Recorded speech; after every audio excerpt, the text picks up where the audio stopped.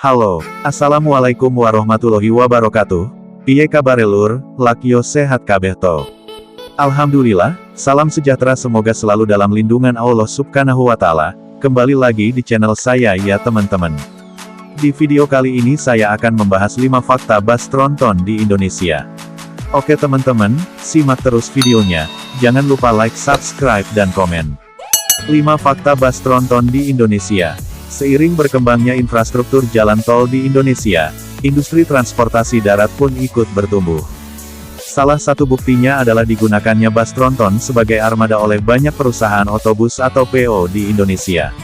Bagi yang belum tahu, bus tronton merujuk pada istilah kendaraan 3 aksel sumbu.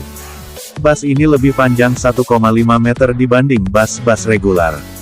Selain itu, bus tronton juga bisa mengadopsi berbagai jenis bodi bus, dari bodi high-decker hingga double-decker.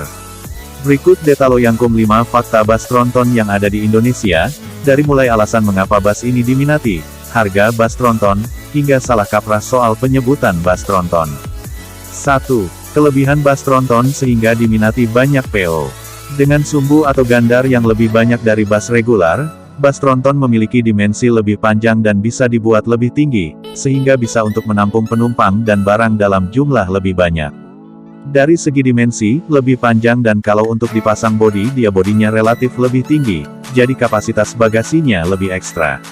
Kalau bus standar kan panjangnya sekitar 12 meter, kalau ini, bus tronton, di 13,5 meter, kata Bus and Coach Konsultan Laksana, Langwidya Prabawasista. Sasis tronton juga punya keunggulan lain, yakni fleksibilitas dalam mengadopsi berbagai platform bodi, mulai dari bodi high-decker seperti XHD Extra High-Decker, atau UHD Ultra High-Decker, hingga bus double-decker alias bus tingkat. Keunggulan lain, bus tronton memiliki performa andal untuk melibas rute tol panjang seperti tol Trans Jawa. Sebagai perbandingan, bus regular memiliki kapasitas mesin antara 6-7, sedangkan bus tronton punya kapasitas mesin antara 11.000 cm3 sampai 13.000 cm3. 2. Fungsi ban belakang bus tronton. Bus tronton memiliki 3 sumbu roda dan ban berjumlah 8, dengan konfigurasi 1.1, 2.2, 1.1.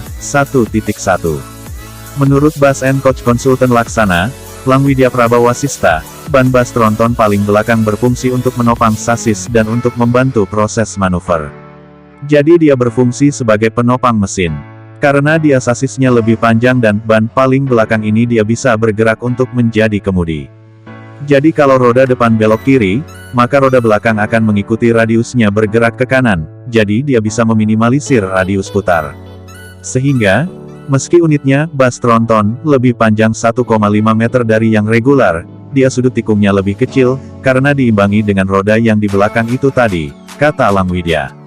Sebagai contoh, sasis bus tronton Mercedes-Benz OC500 RF 2542 yang memiliki panjang 13,5 meter, versi karoseri, memiliki radius putar 11,9 meter atau hanya selisih sekitar 1,6 meter jika dibandingkan dengan total panjangnya. Sementara bus regular seperti Mercedes-Benz O1626, yang punya panjang 12 meter, versi karoseri, punya radius putar hingga 9,44 meter, atau ada selisih mencapai 2,56 meter jika dibandingkan dengan panjang keseluruhan. 3. Merek-merek bus tronton yang ada di Indonesia. Bus tronton digunakan sebagai armada bus kota seperti bus Transjakarta dan digunakan pula sebagai armada bus akap antar kota antar provinsi. Ada 4 merek bus tronton yang dijual di Indonesia, yakni Mercedes-Benz OC500 RF 2542, Scania K410IP, Volvo B11R, dan MAN R37. Di Indonesia sendiri ada beberapa karoseri yang bisa membuat bodi bus untuk sasis tronton, salah satunya adalah Laksana.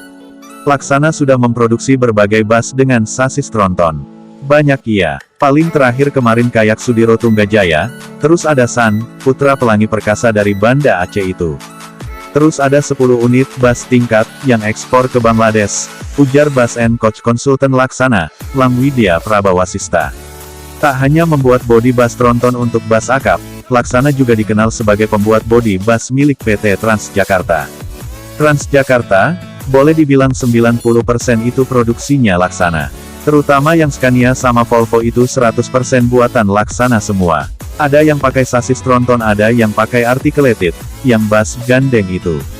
Nama bodinya sendiri Citiland 2, terang Langwidi. 4. Harga bas tronton. Harga bas tronton tidak murah, banderolnya bisa tembus 3 miliar 4 miliar rupiah, tergantung spek dan jenis bodi yang digunakan. Ada beberapa merek bas tronton yang dipasarkan di Indonesia. Mulai Mercedes-Benz OC500 RF 2542, Scania K410 IP, Volvo B11R, hingga MAN R37. Soal harga, sasis tronton itu rentangnya di 1,7 miliar rupiah. Naik turun di situ, ada yang di 1,680 miliar rupiah, ada yang di 1,780 miliar rupiah gitu. Itu baru sasisnya aja ya, ujar Bas & Coach Konsultan Laksana, Langwidya Prabawasista. Sementara untuk harga bodi, kursi, dan AC-nya juga tak kalah mahal. Harga bodinya sendiri tembus 0,5 miliar rupiah, sedangkan untuk joknya per buah bisa berharga mencapai 7 juta rupiah. Kalau bodi dan interior di Laksana belum termasuk jok dan AC itu kurang lebih 600 juta rupiah. Itu bodinya aja ya, belum jok dan AC, karena kalau jok itu kan ibaratnya sofa. Jadi tergantung keinginannya si pemilik bas nanti mau diisi berapa banyak dan modelnya yang seperti apa.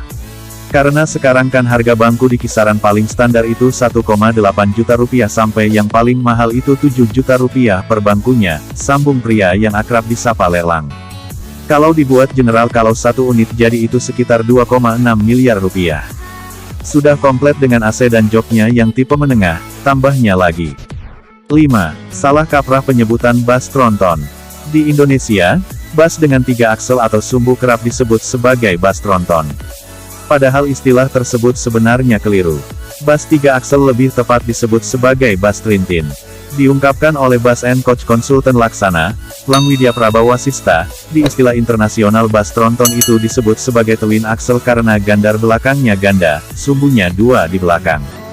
Namun secara teknis itu adalah triple axle atau bas 3 sumbu. Lalu apa yang membedakan tronton dan trintin? Kendaraan tronton sendiri sebenarnya juga memiliki 3 sumbu seperti bas trintin.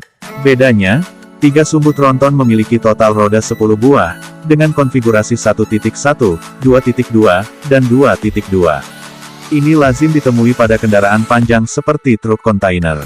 Baca juga, salah kaprah istilah, bas tronton. Sementara pada bas 3 aksel yang beredar di Indonesia, umumnya dibekali roda sebanyak 8 buah, dengan konfigurasi 1.1, 2.2, dan 1.1. Roda paling belakang bisa dibelokkan untuk membantu bas trintin bermanuver, dengan cara meminimalisasi radius putar. Kalau di bas ini kan dia di roda penggerak double, sedangkan di belakangnya kan dia single. Jadi dia berfungsi sebagai penopang mesin aja, karena dia sasisnya lebih panjang dan yang aksel paling belakang ini bisa bergerak untuk menjadi kemudi. Jadi kalau roda depan belok kiri, roda belakang ini nanti dia akan mengikuti radiusnya bergerak ke kanan, jadi bisa meminimalisir radius putar. Meskipun unitnya lebih panjang 1,5 meter dari yang regular, dia sudut tikumnya lebih kecil, karena diimbangi dengan roda trintin yang di belakang itu tadi, kata Langwidya. Mungkin itu video 5 fakta dari bas tronton Indonesia. Semoga bermanfaat dan menghibur kalian semua. Terima kasih sudah menonton ya teman-teman. Jangan lupa like, subscribe, and komen ya. Semoga selalu dalam lindungan Allah Subhanahu wa Ta'ala dan dimudahkan rezekinya. Amin. Wassalamualaikum warahmatullahi wabarakatuh.